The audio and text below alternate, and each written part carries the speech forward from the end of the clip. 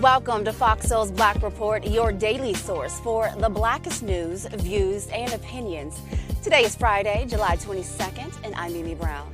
And I'm Romeo. I'm Demi Lobo. And on today's report, we have key points from the January 6th hearing that took place last night, where members of the committee conclude Trump did, or shall we say, did not do, on the day of the insurrection. We break it down. Meanwhile, a groundbreaking development in the fight for a woman's right to use emergency contraceptives, while also protecting healthcare providers, giving more access to supply birth control to women in need. Then, a former Minneapolis police officer who had a role in George Floyd's death will serve time behind bars. We'll hear more from the Floyd family on the sentencing.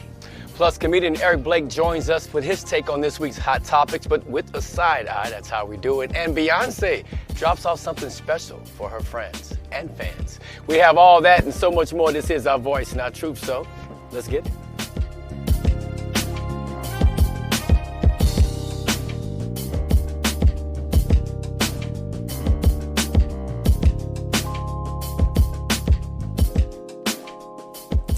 As thousands invaded the U.S. Capitol building, ransacking and attacking police officers, Donald Trump did nothing.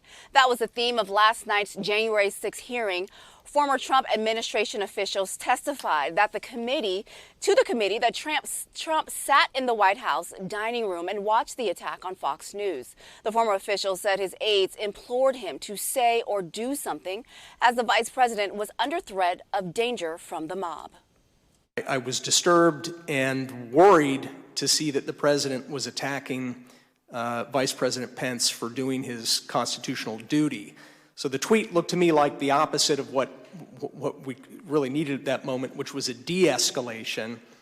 And that's why I had said earlier that it looked like fuel being poured on the fire. So that was the moment that I decided that I was going to resign, that would be my last day at the White House. I simply didn't want to be associated with the events that were unfolding on the Capitol. Members of the committee said the rioters were doing exactly what Trump wanted. He wanted the certification of the election by Congress to be stopped, and the mob was helping him do that. But lawmakers eventually certified the election, and Trump's attempt to overthrow the 2020 election failed.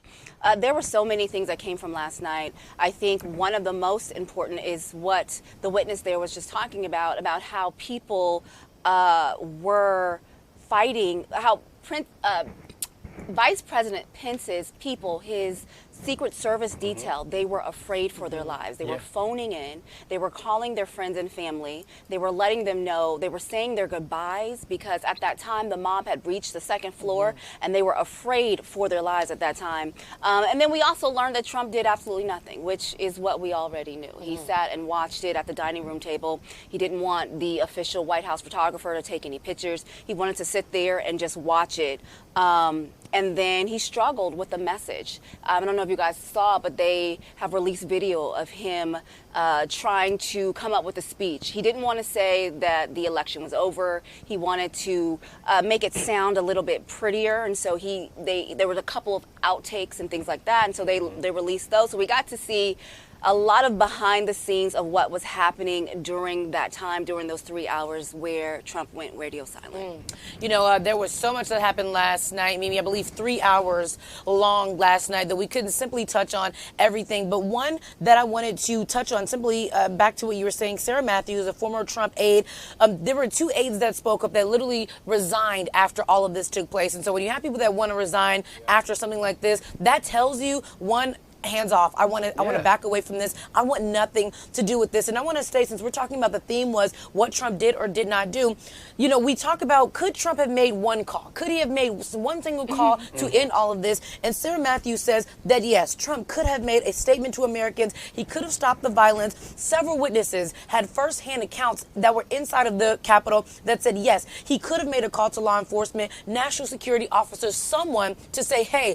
I don't want this to happen. And like you said, the theme of the day, Trump did absolutely nothing. Absolutely nothing. And, you know, watching that, I was just sitting there so amazed saying, we're hearing it all. We knew this in the beginning. Now we get to hear it from other people's mouths. Like, this man does not care. So if you have love for Trump, if you follow him, you want to support him, what has he done for you since you've been out there protesting? Maybe you've been hurt, or maybe you're going to be arrested. There's so many things that's happened, and he's going on with his life. He was savoring that moment of saying, they're doing this because I told them to. And at the end of the night, what was the last thing he said? Mike Pence let me down. He didn't say, you know what, I let my country down. Maybe I should have thought twice about this. He said, Mike Pence let me down. And you know, Romeo, when he said that, that was the exact moment where those Secret Service agents were calling their family and their friends and saying their goodbyes. And so that's why from the soundbite we just heard, he said that Trump was pouring gasoline on the fire, because right then and there they were already angry. They were already looking for Mike Pence. And so when you tweet that, they were looking for guidance. They were waiting for Trump to say something, and they were reading in between the lines of what he didn't say. He never said go home. He never said stop this. And they were waiting for his instruction. And so when he didn't say that, they just kept going and going and going. And when, like we talked about this yesterday, when he finally did say something, it was like, you were very special. I love you. And you know, come on. It was so eye-opening, but there will be more hearings in September after the August recess. So we learned that yesterday as well, because they said that there's just more information that keeps pouring out, and so they're going to add more hearings. Yeah, you know, they also said last piece here, I know we have to move on, is that there were people that were literally hanging on to every that hang on to every single word that Trump said. So you have these people here that possibly have nothing to lose, right? And so you have them, you get them all pumped up, and so it's like, now we have to carry through. We're already here. You got us riled up. Now we have to follow through. But now they do have something to lose. I mean, think about their family, their Very much friends, so. how their faces on TV. Life's changes forever for them. They're going to be looked at differently. Yeah, we're going to talk about some of the consequences later on in the show, but they were also saying that Trump was the only person who could have called this off, and he refused to. We're going to see more from this for sure, Mimi. The House of Representatives working to protect access to contraceptives. Yesterday, lawmakers passed a bill safeguarding access to birth control by a vote of 228 to 195. The Right to Contraception Act, it passed with 8 Republicans joining all Democrats. The bill was pushed by Democrats less than a month after Supreme Court Justice Clarence Thomas said that justice could overturn standing laws like birth control. It was interesting when Roe v. Wade. It was stunning how definite it was and how devastating it was. But in addition to that, we knew that if you are rejecting privacy in the Constitution and rejecting precedent in the court, we're in a dangerous situation. The measure will codify access to contraceptives on the federal level, allowing women to buy and use birth control. It would also protect health care providers' ability to supply birth control as well. What's very important about that is that now we're getting into an area where we're not just talking about a woman's rights, because what's also important is the health care providers' ability to also give out birth control as well. We have so many people going back to Texas, back to Florida, who are fearful now to carry an abortion, to carry birth control and contraceptives for women out of fear that they're going to possibly get, arrested, or there's going to be some consequences. This right here is going to give everyone access to be able to say, hey, if I do not want to have this baby, or if I want to be on birth control for myself, because also I want to say, as a woman, there are other reasons that women need birth control other than not to have a child. There are women who have cysts in their ovaries. There are women who have certain other health defects that you need birth control to balance some things out in your body. I'm one of those people. Birth control for me is not about not having a child. There are other things that can go on in your body where you need to have birth control. So this is wonderful and groundbreaking, earth-shattering, because every woman needs to have her own right to decide what you want to do with your body. This is getting out of hand, though. The fact that we have to have hearings and vote on contraceptive in 2022, this is getting out of hand. There's actually a hashtag that says boycott Walgreens right now that's going around on social media, because Walgreens is running into a bit of a pickle, if I must say so myself. So basically, to your point, there have been 2 instances that I read about this young woman she called her pharmacy. She wanted to get her prescription refilled, and the pharmacist refused to refill her prescription. And so what happened to her? Because nothing happened to her. But she did it based upon her religion. She said that it was against her religion to now fulfill this contraceptive, right? Wow. So the woman had to get on with her provider, and she was able to make sure that the provider had the prescription refilled. And Walgreens came out and said that their pharmacists are allowed to decide if they don't want to fulfill something based on their religious beliefs. They can just pass it along to the next pharmacist to fulfill, right? So that's one thing. And then the other one, there was a couple who came in, and they came in to get condoms. And the clerk refused to sell them condoms based on her religion. And so this is where we're at. Yeah. This is where we're at right now, where people, this is in Wisconsin. I know the second story was in Wisconsin. I don't know about the first one. But this is where we're at, where people can just literally decide that based on their religion that they want you to just have a baby or whatever it may be that you don't want to do because they don't want to sell it to you. Companies got to figure that out, because if it's there on the shelf and you tell me I can't buy it, you're making that decision for me.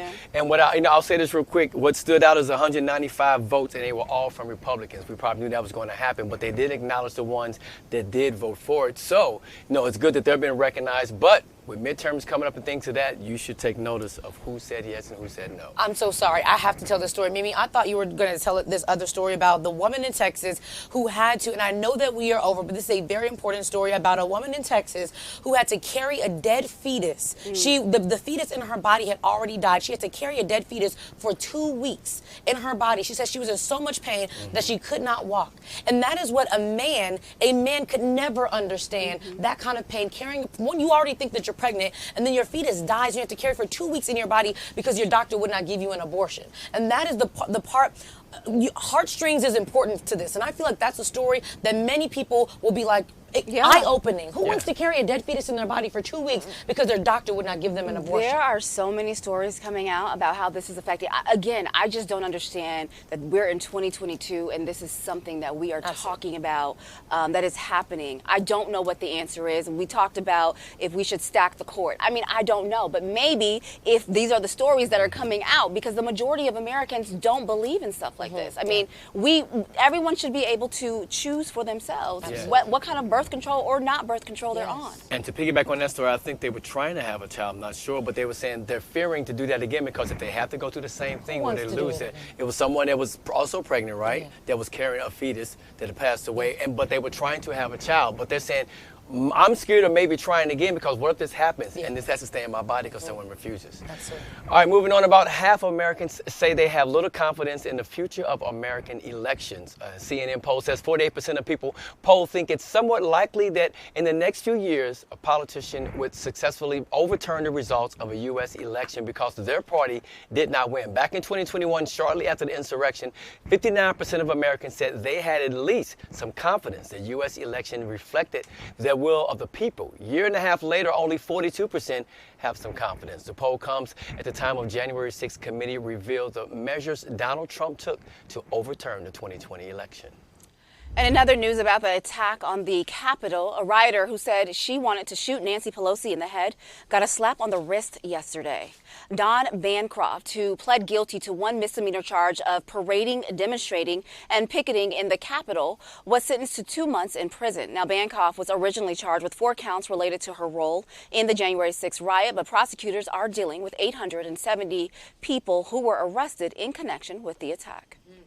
One of the Minneapolis cops involved in the killing of George Floyd was sentenced to 2.5 years in prison yesterday. Former police officer Thomas Lane is one of the 3 former Minneapolis police officers who was convicted earlier this year of depriving Floyd of his right to medical care as he was pinned down underneath Derek Chauvin's knee.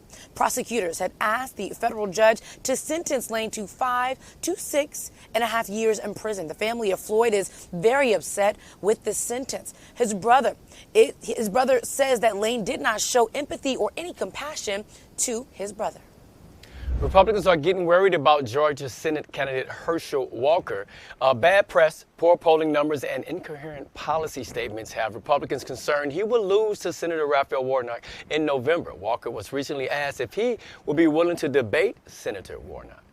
Have anybody asked him when he wanted to debate? Have you found out? He agreed to debate. He agreed to three debates. And I said, well, we need to sit down and they negotiate with my people. We're ready to go. I don't know if they agreed on a date. Not yet. Do you have any intention of dodging debates? Oh, no, I don't dodge anything. I've never dodged anything. I didn't even dodge it in the primary. I didn't deserve to do a debate in the primary because my primary opponent didn't do the work they were supposed to do. That's what I was told. I did.